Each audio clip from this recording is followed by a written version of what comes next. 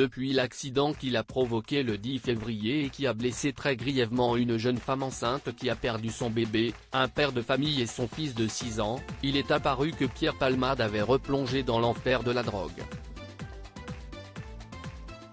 L'humoriste de 54 ans a été testé positif à la cocaïne et aux produits de substitution après le drame. Placé en détention provisoire par la Cour d'appel de Paris ce lundi 27 février, le comédien se trouve toujours à l'hôpital pour le moment, où il récupère d'un AVC et suit un programme de sevrage.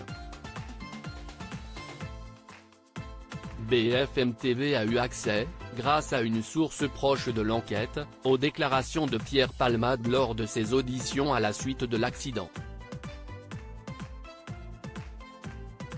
Ce dernier a expliqué avoir été inconscient de prendre la voiture sous stupéfiants, tout en ajoutant avoir honte et qu'il souhaitait cesser toute consommation de stupéfiants. Pourtant, il a aussi reconnu avoir lâché l'affaire il y a un an sur son addiction. Pierre Palmade, Muriel Robin, Michel Larocque, Véronique Sanson. Les femmes de sa vie. Une consommation de drogue importante. Toujours durant ses différents interrogatoires, Pierre Palmade a indiqué que les deux amis de bringue en compagnie de qui il se trouvait dans la voiture au moment de l'accident étaient devenus des sex friends, toujours d'après BFM TV.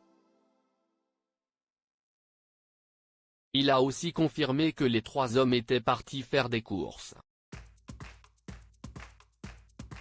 Conscient du danger que prendre son véhicule sous stupéfiants représentait, celui qui s'est disputé avec sa grande amie Muriel Robin a confié « Je suis dangereux à cause de la drogue, je suis un chic type, je suis quelqu'un de bien ».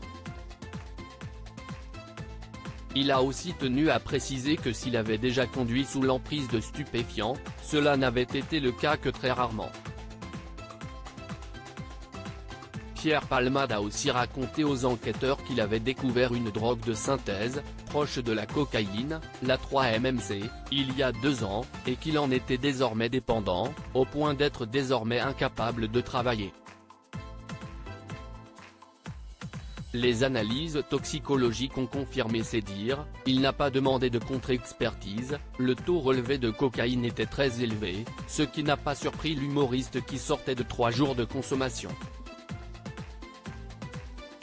Les passagers de sa voiture auraient indiqué aux enquêteurs que leur acolyte aurait consommé environ 8 injections de 3-MMC entre midi et le moment de l'accident, en plus d'un peu de cocaïne et de 2 verres de Gate 27. Article écrit en collaboration avec 6 médias Crédit Photo, Lionel Guéricola /MPP Sipa.